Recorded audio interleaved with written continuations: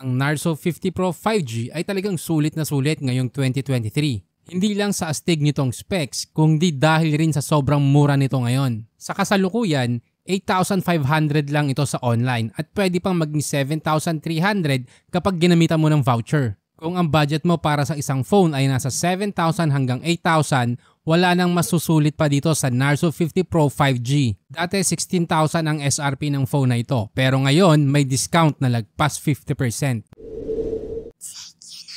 Noong May 2022 pa nilabas ang device na to, kaya may mga ilang specs na medyo outdated na kumpara sa mga bagong release ngayon. Pero marami rin itong specs na hindi mo makukuha sa mga bagong release na smartphone ngayon, lalo na sa presyong 7,000 hanggang 8,000 o kahit pa 10,000. Isa sa medyo outdated na specs ng Narzo ay ang 33 watts charger nito. Hindi naman ito masama, pero ang Infinix, Tecno at Vivo ay may mga charger na umaabot ng 40 plus watts. Kung importante sa'yo ang bilis ng pag-charge, baka hindi para sa'yo ang smartphone na to. Pero ang maganda dito, maraming specs ang Narzo na wala sa ibang smartphone ngayon. Una, meron itong 5G network. Hindi lang basta-basta 5G tulad ng Infinix Note 30 5G at Tecno Pova 5 Pro 5G. Meron silang 5G pero mahina sa gaming dahil ang processor ay Dimensity 6080 lang. At wag na wag kayong magpapaloko sa mga pangalan ng mga processor ngayon. Ang Narzo 50 Pro 5G ay may Dimensity 920 habang ang Tecno at Infinix naman ay may Dimensity 6080. Pero mas malakas ang actual performance ng 920 kumpara sa 6080. Dahil rename version lang ng Dimensity 810 5G ang Dimensity 6080 at Mali G57M2 lang yan habang Mali G68MC4 naman si Dimensity 920. Lamang lang sa pangalan si Dimensity 6080 kaysa Dimensity 920 pero mas mahina naman siya. Sa PUBG, pag nilagay mo sa smooth graphics, available ang stream frame rate at pag HDR naman, available ang ultra. Sa mga bago nating viewers na gustong manalo ng 200 smart load, i-comment mo lang ang tamang sagot ng trivia question na magpa-flash sa screen. Pagdating sa gaming, kahit sa ML, COD at PUBG ay mas okay ito dahil powerful enough ang processor nito. Ang main concern lang ng phone na to kung gagamitin mo bilang isang gaming phone ay medyo maliit ang display nito na 6.4 inch lang kumpara kay Infinix at Tecno na mayroong display na umaabot hanggang 6.78 inch. Pero bumawi naman ito dahil Super AMOLED ang screen nito samantalang IPS LCD lang si Tecno. Guys, Super AMOLED, ibig sabihin mas mataas pa to kaysa AMOLED display lang.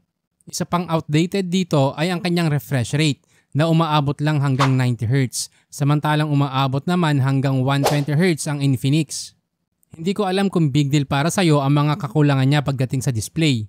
Pero kung ako ang tatanungin, okay lang naman sa akin considering na hindi naman to focus sa gaming. Ang importante, maganda yung processor niya at smooth siya for gaming.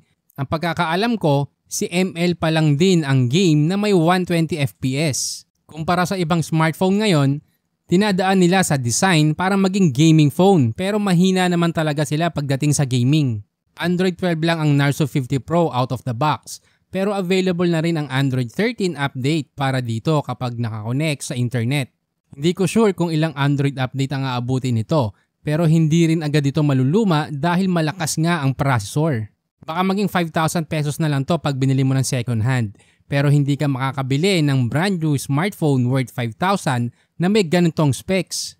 Isa pang maganda sa phone na to na hindi mo makukuha sa ibang smartphone sa ganitong presyo ay ang support nito sa 4K video na hindi kaya ng mga smartphone na may Dimensity 6080. Actually guys, ang darating na Narzo 60 Pro 5G ay may same processor lang nitong Narzo 50 Pro 5G dahil ang Dimensity 7080 5G na processor niya ay rename version lang din ng Dimensity 920. Oo, mas maganda at mas updated ang specs ng bagong Narzo.